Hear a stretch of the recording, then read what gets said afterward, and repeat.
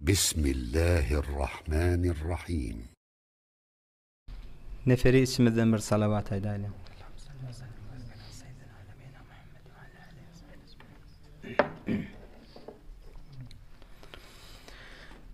Esselamu aleyküm ve rahmetullahi ve berekatuh.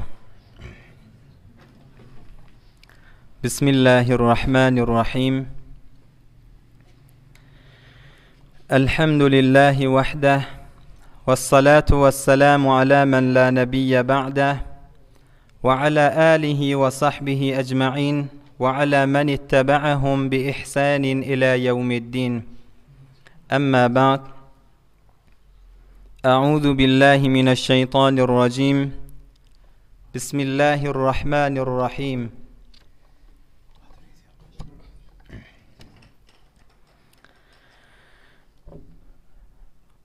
وَمَا آتَاكُمُ الرَّسُولُ فَخُذُوهُ وَمَا نَهَاكُمْ عَنْهُ فَانْتَهُوا صَدَقَ اللّٰهُ الْعَظِيمُ.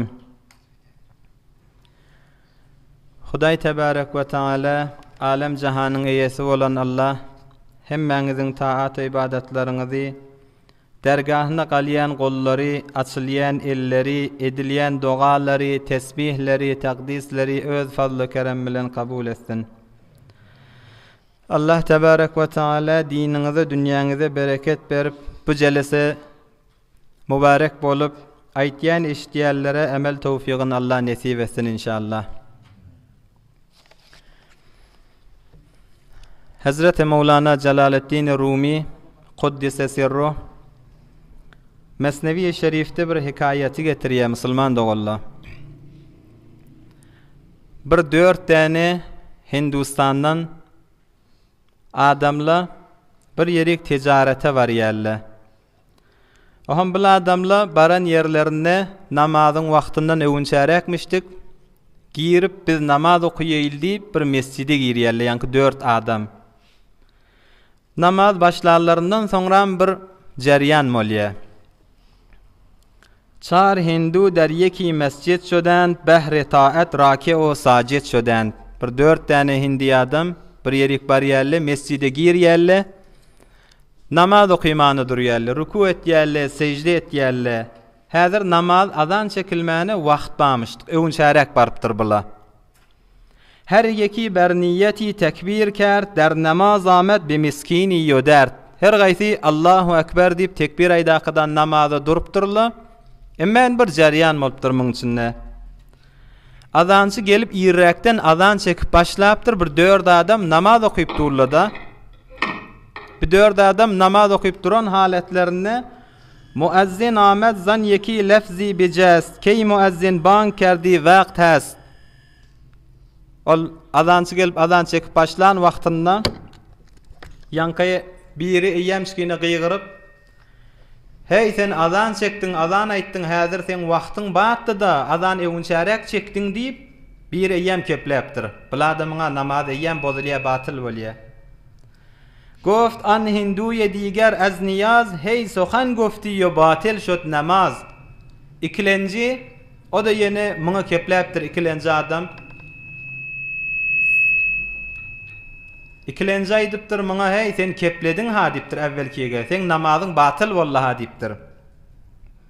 Ohum ikilencin de namaz batıl valla Müslüman doğullu. Evvelkiye azançıya aytti, hey sen azan vaktinde övünçe çektin deydi, namazı duran yerinde keplep. Ohum ikilenci de evvelki kepleğine aytti, sen de namazın batıl vallaha deyip.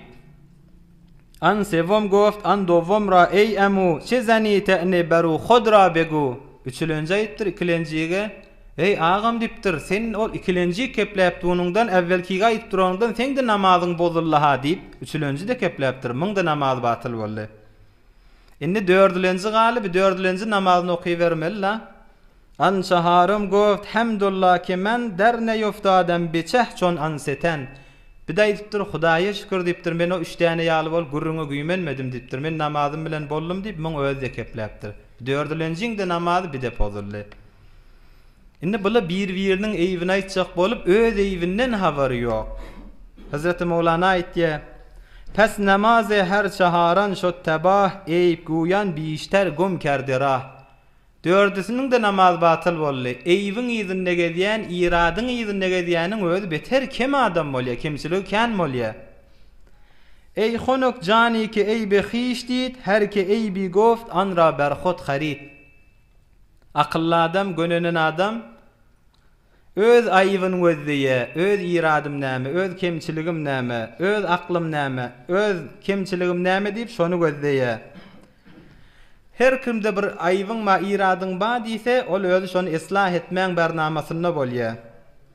Musulman dogully, kulun kemali, benden adamyň kamilçiligi hasan özün kim tutanna. Yani benden kemali özün kim tutan wagtynda şol adam kamil bolly. Emma özünni eýip görmeýän adam ol häzir ibtidasynda eýipde ýaşap ýör. Indi bu gurrun näme gerek bolýar? Bu Mesnevi Şerifiň hikayaty öwdäki gurrunga rapty we musulman dogully. Ulamalar aýdypdyrlar. Ulamalaryň aýdan sözü şi. Musulman adam musulman doganyny berip bilýän behterin hediyesi, musulman doganyny behterin berýän hediyesi awadan kefi. Bir gaw sözü bilen, gaw dili bilen, bir gaw kef aýtýar, ýüregin giňeltýär, ferahlandyrýar. Şol musulmanyň behterin hediyesi musulman doganyny diýär. Hazreti Abdullah ibn Mes'ud radıyallahu anh geçen haftede kän gurrun geçti. Hazreti Abdullah ibn Mes'ud geçen hafta kän gurrun geçti. Mübarek adam Resulullah aleyhisselam on hakkında nagat gurrunları aýdypdy. Kur'an Hazreti Jibril maňa indirşi al bir adam eşitjek bolsa Hazreti Abdullah ibn Mes'ud'un okuyuşunu eşitasyn. Ya her wagtda Abdullah ibn Mes'ud Peygamberimiz şikefe aýtdy diýip maňa nisbet berse inanan dogry aýtýandyr. Ya Hazreti Ebu Musa Eş'ari İmam Buhariň riwayatyna men evvelin bar Medine-i Munawwaraga Resulullah aleyhisselamyň öýüne gelemde Abdullah ibn Mes'ud ähli beytiň biri mi kädidim. Bu gadry rahat giyip çykýatdy diýip geçen hafta kän mübarek gurrunlary geçdi. Hazreti Abdullah ibn Mes'ud bilen Peygamberimiz aleyhi afdalus salatu vesselam bir yerden barýar. Ýanynda näçe mübarek sahabalar bar. Abdullah ibn Mes'ud radıyallahu anh laqarandam hormuşdyk. Aham Peygamberimiz maňa bağa çyk diýipdir. Bir bağa varmış, şo bağa çykdy, maňa bir şaha ewer men miswak etjek diýe. Ol mübarek sahaba bağın defesine çykanna Yelösen wagtynda ýanky iňjigi sağa pas asylýar. Aham muňda aýagy iňçemişdik etegi. Ýanky etekdäki gözläp durarlar, muny gör akadan bir näçe nefer gülüpdir.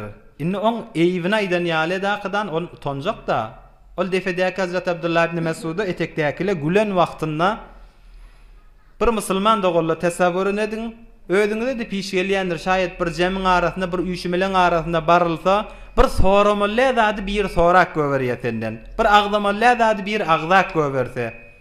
Ya bir halat bolýar, şu halat ýan Hazrat Abdullah ibn Mes'ud'un kıyaly bolsa, muňa gülünen wagtynda Peygamberimiz aleyhissalatu vesselam bela fasyla bir kef aýdypdyr. Eýýäm şekin Hazrat Abdullah ibn Mes'ud'u ol düşüp duran ýagdaýdan eýýäm aýrypdyr. Resulullah aleyhisselam aýdypdyr, "Oň aýaklaryna gülýäňizmi? Ol aýakla iňçe diýip gülýäňizmi? Kıyamet gün mizan terezik minenne ol aýakla Uhud dağdan agyr gelýär" diýipdir. Hazrat Abdullah ibn Mes'ud'un ýüregi giňelipdir. Peygamberimiz aleyhissalatu vesselam'ın mübarek derman sözüni gözden ýan başlamyzda aýtdyk, ulamalar aýtdy, "Behterin hediye bir musulman doganyňa sen agdyňdan çykarýan gaw kefin. Bir ýerine görýän bir gynçylykda gezip ýörda, sen şoňa bir Allah kuwat diýseňde, şoňa behterin hediye bolup düşýär." Hazrat Abdullah ibn Mes'ud şol ýagdaýda etekdäkili gülüp duka Peygamberimiz aleyhissalatu vesselam "Oň aýaklaryna gülýäňizmi?" diýipdir. Kıyamet gününde mizan terezik minenne ol aýakly Uhud dağdan agyr gelýär diýipdir. Bir Resulullah aleyhisselamyň ihtiramyny gözden musulman dogully, nagat gewün görýär, nagat adamlar düşüp duran ýagdaýyndan çykarýar bu ahlak näme? Bir Resulullah aleyhisselamyň tefekkürü näme, ahlagy näme musulman dogully? Bir Hindu profesor musulman bolýar, musulman bolanyň illetini aýtýar. Men musulman bolmamyň illeti, delilim Biz üç hakadan nagat akıllı adamla ola hakadani qaw yaşaman yolunu camiede nämen piyade etmeli adamla nämetsen bir-birine muhabbetli bolýa, bir-birine gözeşli bolýa. Näzire ahlakları biz camiede piyade etmeli bernamerizi edip bir özümüz kitap yazıp ýötdük. Min näme yazsak gördük şunu hemmezin İslam dininin peygamberi Rasulullah aleyhissalatu vesselam hemmesini 1400 yıl mundan önce bernamasında icra edipdir. Biz gece galtırıp biz häzir yazıp ýöz bernamerizi edip 1400 yıl mundan önce emeli edipdir. Oğlum şonu gördüm, bizimki batıl yolla gezip ýöz. Ol hemme zat emel edipdir. 1400 yıl mundan önce bizim yazıp ýön zatlarymyz şuna ihtiýat bir musulmanyň gewünni gazanmak bir kawkep bilen şu bir bernamalarymyzda bolmaly diýip yazıp ýöz. Munu 1400 yıl mundan önce İslam dini onu emel edipdir. Oham gördük bizimki batıl yolla. İman getirmämiň illeti şol İslam dininiň peýgamberiniň ahlagy, on zindigisinde emel eden zadi, on aydan mübarek sözleri, şo zatlar bilen men musulman boldum diye. Ey musulman dogullu, heyf ýöne biz özümüz Rasulullah aleyhissalatu vesselam tanymaly ýagdaýda tanıyamazak. Peygamberimiz aleyhi afdalus salatu vesselam ahir wagtynda dünýeden wafat etjek bolupdyka namazym diýip geçen peýgamberiň namazyny rahat zaý etýän ummat bolupdyr biz. Ahlagyny kafirlik görüp teslim bolýan peýgamberiň ahlagyndan daş düşen ummat bolupdyr biz. Ýogsa möller aýdypdylar Rasulullah faqat ahlagy 1400 yıl mundan önce onu zindigisinde emeli edipdir. Oham ben musulman boldum delilim şo diýe. Ey musulman bolup ýaşap ýören jawan oglan. Sen näme di fezaý mejazi girýän? Bir adazyk bir aňryk bärik göreňde eýýäm çykine fikriň üýtgäp başlaýa. Aýdylýan zatla gadimi zatla. Bula hemme gadimi boldy 1400 ýyldan önce zadyň gurrunlary agdalýan zatla hemişe şo. Gawlyk gadimi bolmaýa. 1400 ýyldan önçäki gawlyk şu zamanada da gerek. 1400 ýyldan önçäki bidereklik şu zamanada da biderek. Onu aklı we adam teşhis berýär. Sen ýöne batyl kepliýärliň fikrine gitme. O batyl gezip ýörelle ola dünýäsin garaldan adamla, ola gabryň garaldan adamla, ahiretini berbat eden adamla, ola Hudaýyň dinini önünde düşman tutunup ýören adamla. Sen enataň musulman bolup durup bir keple sana gelişmeýe. Seni imandan çykarýan keple musulman dogolla. Dinden keplenende Rasulullah aleyhisselam'ın ahlak agdalanna ay 1400 yıl mundan önce görürüňler. 1400 yıl mundan önce bolmaklygy bilen gawlyk hemişe gawlykda. Şu zamanada da gerek. Näzir oli akıllı adamla teslim bolýar. Sen enataň musulman bolakdan şikefa etmeli. Men ahiretim ýakamaýyn, gabrym bir nur edamaýyn. O dine düşman bolmaklyk özüň tebah etmeklik musulman dogolla. Hazreti Mevlana Mesnevi Şerif'te aýtýar-da: "Asp danet bango bu yeşira gerçi heyvan est illa nadira." Özüňiz görýäňiz, her heyvan bel adu ve khişra her canavar hud bedanet az nişan o az eser. Her heyvan öz düşmanyny tanýar. Bir keyk ahu, ewne bir şir arslan nursa, şoň mugabelini mugabele edernip durýarmy? Ýok, iyisinden, renginden, dişinden, formundan bilýär. Oňa güýji ýetmeýär, gasmany durýar. Bel adu ve khişra her canavar hud bedanet az nişan o az eser. Her heywan öz düşmany tanýar. Ewnnäki gelýäni güýçli görse o bilen mugabele edip bilmejegini bilse gaçýar. Düşmeni giri be hatte khiş gir ta bovet mümkin ki gerdani esir. Ey adam, ey insan, sen düşman tutunjak bolsaň öz haddini öwere tutun. Sen Hudaýyň dinini düşman tutunsaň, sen Hudaýyň dinini düşman tutunsaň, sen haddine de o Hudaýyň dini alem jahany ýagtylygyny talyp berýän gün ýaly. Şuna bir adam gün bilen düşman bolsa ne edip ýöň diýiler-de? Güne alem jahany ýagtylygyny talyp berýär. Hudaýyň dinini gün ýaly bolup alem jahany ýagtylygyny talyp berýär her zamanda, her makanda, her esirde. Oňa düşman bolan adamly özleri hit bolup galýar. Emma günüň nuruna bakýan adamly ondan nurlanyp nuruny alyp barýar musulman dogalla. Hazreti Abdullah ibn Mes'ud'a Müslüman dogolla Resulullah aleyhisselam şu ýagdaýda diýen zadyny özüň oň aýaklaryna gülýäňizmi? Ol aýakly kıyamatda midan teredik minenne Uhud dağdan agyr boljak ol aýakly diýip Hazreti Abdullah ibn Mes'ud'un ýüregini giňeldipdir. Hazreti Şems-i Tebrizi Kuddese sirruh ol aýtýa Hudaý tebarek we taala seni insanın vücuduna yürek diýen zady senne koydy. Kalp hemmemizde ba. Yüreği Hudaý senne koydy, emma onu için doldurmak sen bilen. Näme bilen doldurýan? Adamlara muhabbet edip, süýjüdül kepläp, adamlaryň ýagşylygyny isläp, Hudaýa peýgambere ışık etdirip onu doldurýanmy? Ýok, ýa-da onu adamlardan kine, kuduret, nefret, garanqylyk, bahylçylyk, başka merisilikle bilen doldurýanmy? Hudaý taňa ýüregi goýdy, emma ýüregi doldurmak sen wezifeň diýe. Hazreti Fatıma radıyallahu anha öz oğlu çağaty Hazreti Hasan radıyallahu anha bir wagt bir kef aýdypdyr musulman dogolla. Hazreti Hasan Peygamberimiz aleyhissalatu vesselam'ın gıydagtygy. Peygamberimiz beter gawar ýamış. 2 däne güllem diýakadan 2 däne gülleri Hazreti Hasan, Hazreti Husayn bir gün göreşdiripdir Peygamberimiz aleyhissalatu vesselam. Oňa Peygamberimiz Hazreti Hasanyň aryny alyp, "Hani galdyr Hasan, ýyk Hasan diýakadan Hasanyň tarafy bolupdyr." Hazreti Ali radıyallahu anh aýtdyr, "Ya Resulallah, sen Husayn'den taraf bolsaň bolmaýarmy? Husayn gişçik. Hasan olaqan kim dipdir? Sene gişçiň aryny alsaň oň taraf bolsaň bolmaýarmy?" Peygamberimiz aleyhissalatu vesselam aýdypdyr, "Men Hasanyň taraf bolýanym, Husaýnyň tarafyn Jibril alypdy" dipdir. İkisini göreşdirip Hazreti Jibril bilen Resulullah aleyhisselam aralarında bir Hasanyň taraf bolup, bir Husaynjanyň taraf bolup şeýle men gördüm diye. Ya Hazreti Ebu Hureyre radıyallahu anh aýtýa, Hazreti Hasan'ı Peygamberimiz aleyhissalatu vesselam oynadyp tutdy.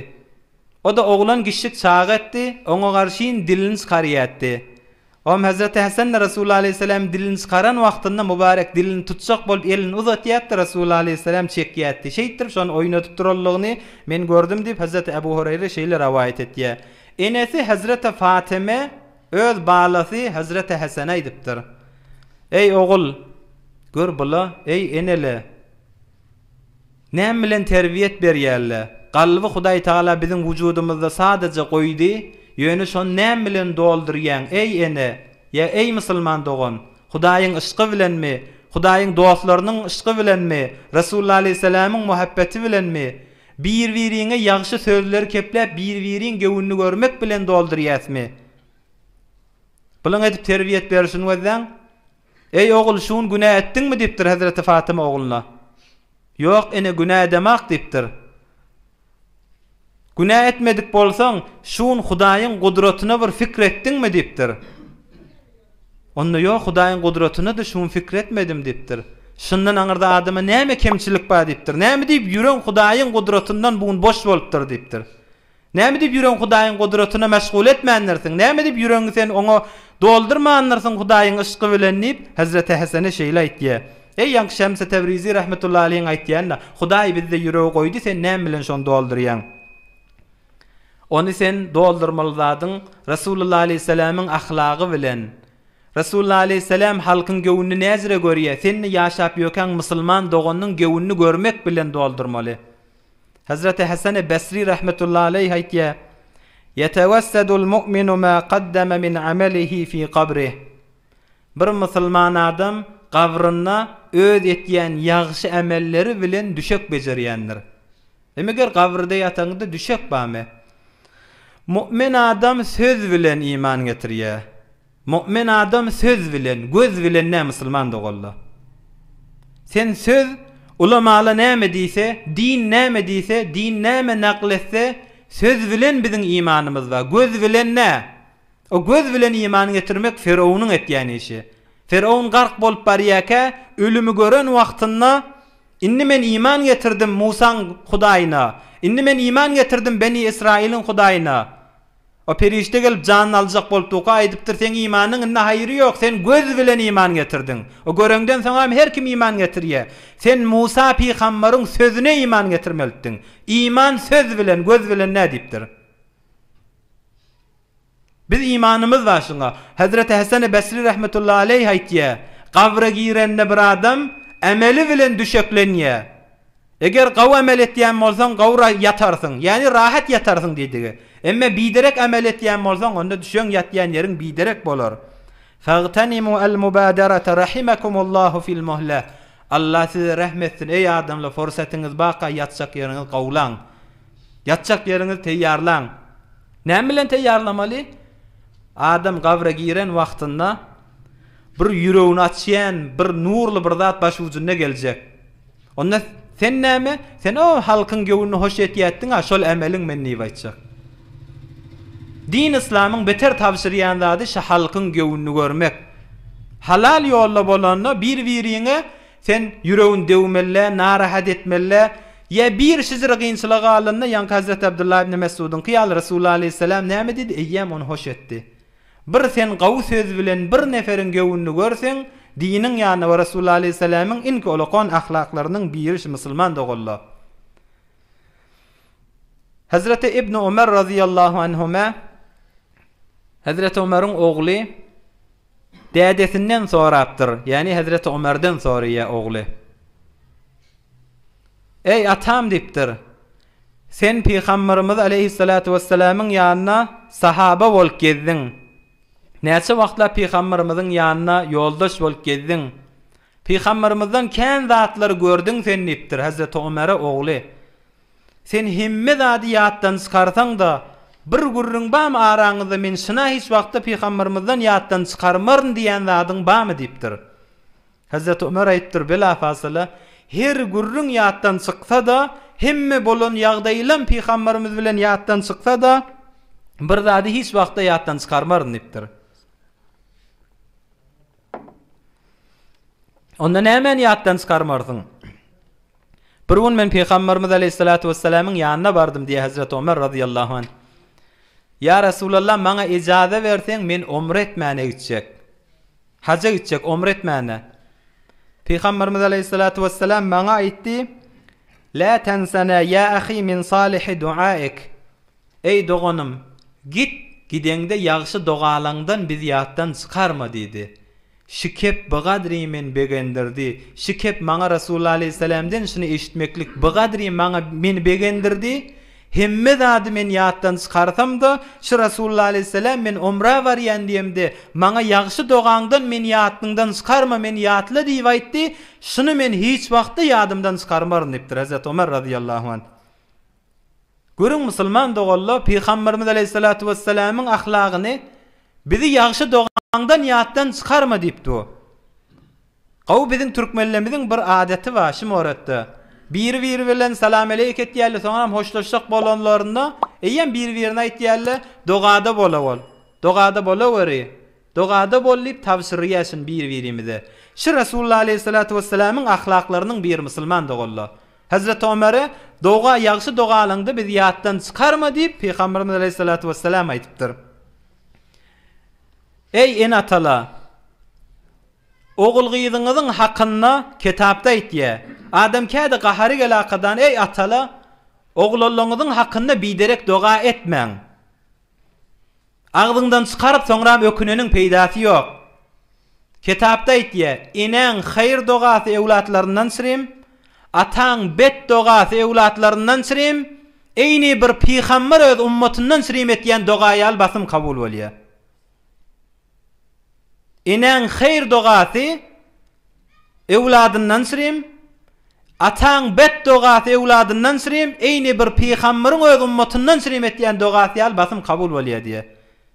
Şu doga edeňizde birden gaharyň getiren wagtynda oğulgyzyň gargyşlama. Biderek zat agyndan çykyp soňra mökünük galma musulman dogalla. Pes bir-biriňe hayır dogada bol diýip tawsyrmaklyk Peygamberimiz aleyhissalatu vesselam'ın olaqan bir ahlaklarynyň birimişdik. Hazreti Musa ala nebina ve aleyhissalatu vesselam Hudaý Taala aýdypdyr: Hudaýa mene her zat etsem doga edip senden dileýän, käde özüm utanýan dipdir. Entek bir zat bolsa senden diläpdün. Men utanýan şey etýän işimden dipdir Hazreti Musa. Hudaý Taala etdir: "Ey bendem, ey Musa, aýaň eteginnäki galyp duran çöp, ýani şu zerur bir erzek zatda bolsa menden dile, 7 gat asmannäki cennete a'lany menden dile. Meni Hudaý neçe benden menden dilese, doga etse men hoş bolýan" dipdir. Aýaň eteginnäki bir galýan çöpü da menden dile, ýani bir erzek zat bolsa da Hudaý ýamaňa berdi de dile. 7 gat asmannäki cennete a'lany menden dile dipdir. Meni Hudaý sen az uly gişik diýmeýän dipdir. Neçe benden menden dilese, doga etse meni Hudaý gawwarýan dipdir. Peygamberimiz aleyhissalatu vesselam: "La tensana ya ahi min salih duaik." Ey Ömer, haja gidende bizi ýagşy dogalaňdan unutma. Ýagşy dogalaňda bizi ýatla diýakadany Hazrat Ömer aýtdy. Hazrat Ömer de öz oğluna aýtdy: "Men şonda begenişim ýaly Rasulullah aleyhissalamdan himme bolan gurrunlary ýatdan çykarsam da, şu men haja barýaken maňa doga etdi" Peygamberimiz aleyhissalatu vesselam. Şonu hiç wagtda men ýatdan çykarmaýanyp, näme ýüregini alypdyr Peygamberimiz oň.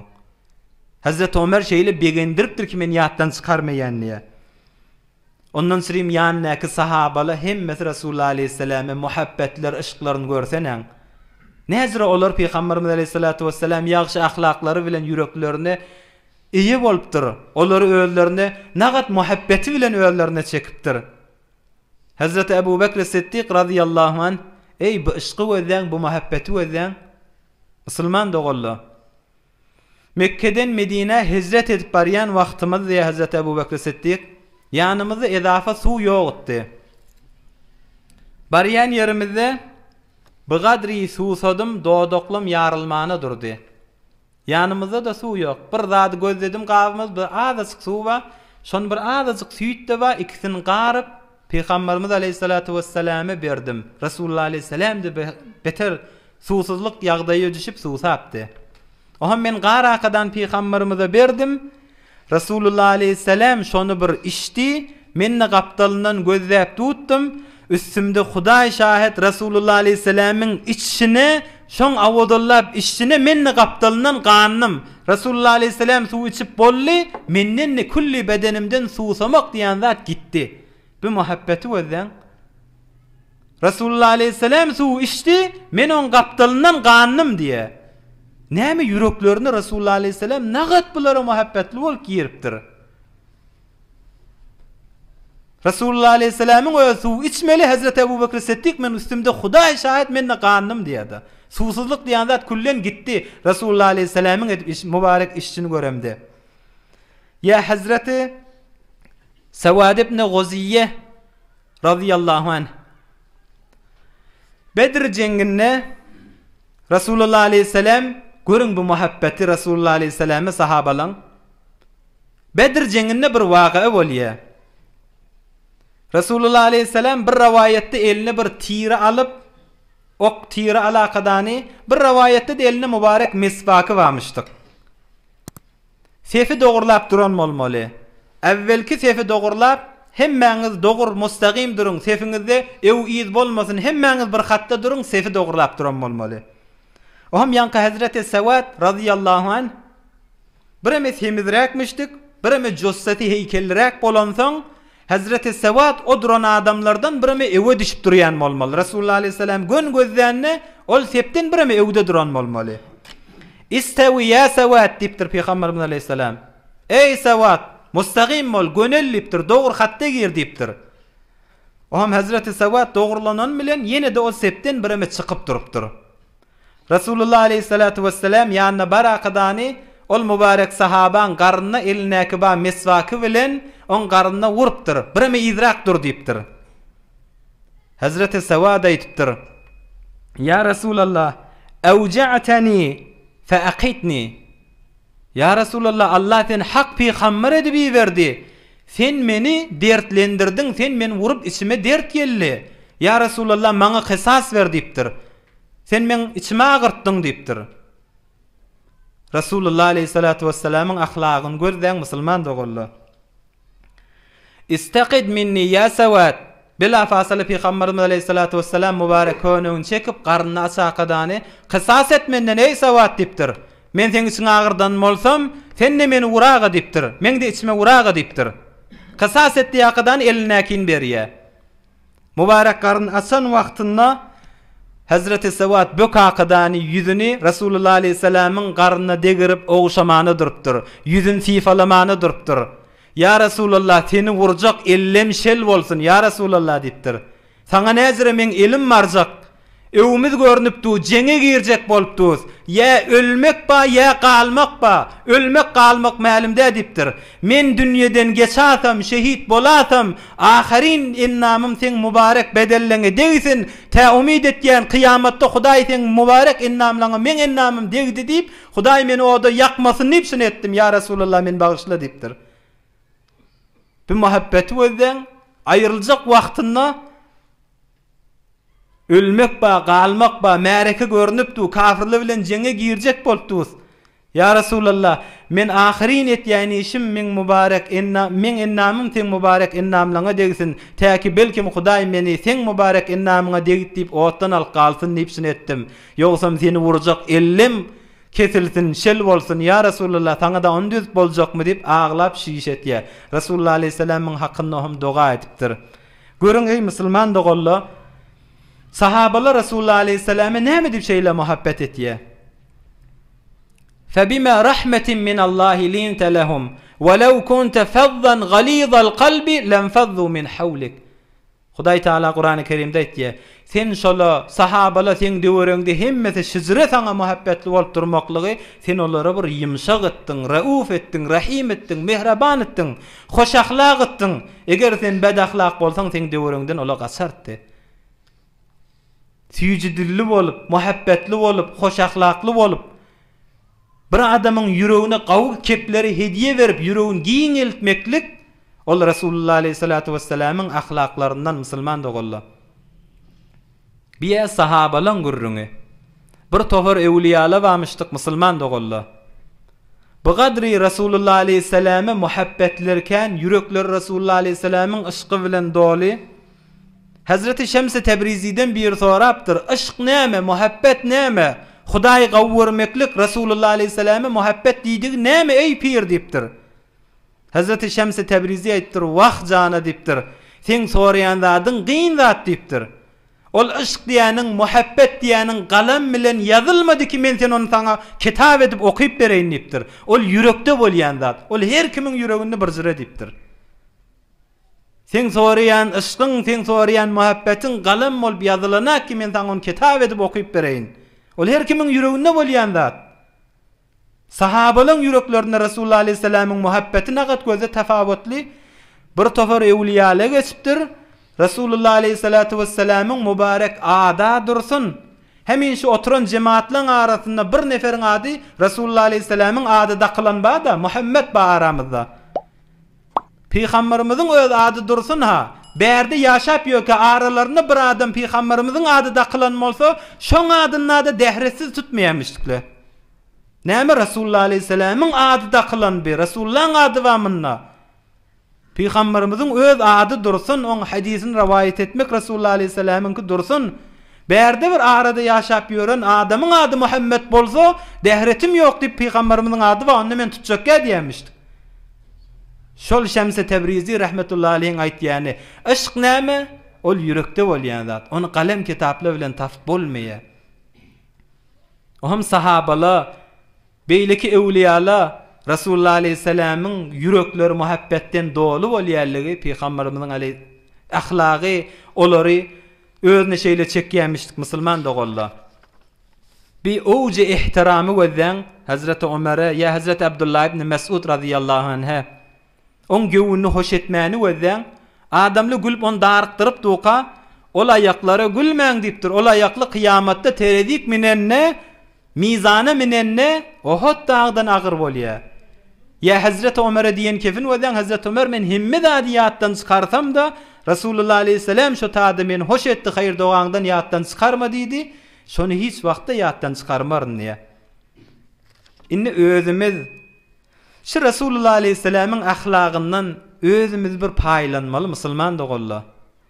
Döwrekdaşymyza gezip ýökek ýoldaşlarymyz we hemkarlarymyz we bile gezip ýörellerimiz we bile ýaşap ýörellerimiz we enelerimiz we atalarymyz we dostlarymyz we biz ihtiram goýuşymyz näzire. Resulullah aleyhisselam'ın ihtiram goýuşyny gözleýän musulman dogolla. Sultan Abdülhamid Döwlet Osmanyň ahyrky sultany bu gadry adamlary ihtiram goýýanmışdyk. Sultan adam, padişah adam musulman dogolla. Aňyrdan gelýän adam sultan bilen, şah bilen işi bolup gelýär. Şoň öwünden turýanmışdyk. Oňam ol adamla görýär, sultan öwünden turýar diýip muazzep bolýarlar, utanýarlar. Oňam şolar utandyrjakka bolup, owja ihtiramyny gözleýän musulman dogolla ewliya adamlary nagat Resulullah aleyhisselamy meňdiýärler her harekatynda, her sakanatynda. Şo gelýän adamlar utandyrjakka bolup bernamasymyşdyk Sultan Abdülhamid'in. Şu ýazýan galamyny hemişe miziniň ewragynda goýýan bolmaly. Aňyrdan gelen adam sultan bilen işi bolup gafiňi açan wagtynda şu bahana bilen turaqadan hutkar aljak ýal edip o gelýän adamyň öwünden turýanmışdyk. Oňam onu utandyrmaýa o fikretýe bir hutkar alyp durmuk edip. Emma bir Resulullah aleyhisselam'ın ahlagyndan ahlaklanan gawa adam o gelýän adam utandyrjakka bolup bahana bilen hutkar alýan ýaly bolup oňa ihtiram goýup turýanmışdyk. Bir-birimize ihtiram goýmak Resulullah aleyhisselam'ın ulukon sünnetlerinden. Ya bir-birimizin göwünni görmeklik halal ýolla, haram ýolla daha. Halal ýolla bir-birimize ýagşy söz adyp, ýagşy söz bilen, gaw keple bilen, ýüregi açýan keple bilen bir-birimizin göwünni görmeklik Resulullah aleyhisselam'ın ahlaklarından. Bäri başy hayır dogaňdan ýatdan çykarma, dogada bol doganım diýip gaw keplemek Hazrat Ömer Resulullah aleyhisselam'ın mübarek aýdan sözi. Ya hanawadamyza görä ihtiramymyz näzire? Ey musulman dogolla, hatda jawan ýaş oglanlar, inni izdivac etjekler, inni aqd etjekler, inni nikah gyjaklar. Bir-birine ihtiram goýmaklyk, ihtiram bilen ýaşamaklyk seň wezifeň. Peygamberimiz aleyhissalatu vesselam aýtdy: "Hayrukum hayrukum li ahli." Gawyňyz öz eçeriňize gaw diýe. Ey aýallagan, boýdoşlaň gewünni görjek bolakadany adamyň ýüregini dewme. Ya ey doganım, senne dostlaňa meram marifet kökezjek bolup, dostlaňa sen gaw diýdirjek bolup, zenanaň ýüregini agyrtma. Sen aqd etýän, nikah gýýän, Hudaý peýgamberiň adyny tutýan, Hudaý peýgamberiň adyny tutup bir-birine ýar bolla ýaşa, bir-birine ýara bolma. Bir-biriň ýüregini agyrtýan bolma. Sen Hudaý peýgamberiň adyny tutulýar, siz ýar edilýär bir-biriňize. Näme dip bir-birine ihtiram goýmaly? Adamyň aýtýar, sen falan ýere gitme, falany bilen gezme. Men hoşuma gelmeýär, men ýüregim agyrýar. Sen ýaryň kim?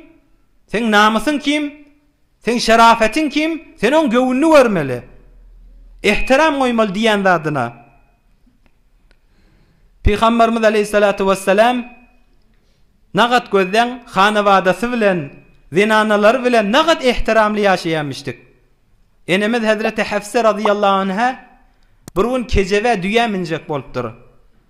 Resulullah aleyhisselam mübarek diýizin ýere wurup, over aýagyny galdyryp, pelle daqadan şuňa batdy. Min ey Hafsa diýip şo kejebe düýä mindirýär. Nagat ihtiramma, nagat silamakpa. Ya Peygamberimiz aleyhissalatu vesselam'ın mübarek sözü musulman dogolla. İza saqar rajulu imra'atahu al-ma' ujra. Her wagt bir adam öz zenanasyna bir käse bir liwan suw ýakydany berse, şoň beraberinde de Hudaý oňa sogap berýär diýipdir Peygamberimiz aleyhissalam. Indi sen ihtiram goýuşyň bir-biriňe näzire?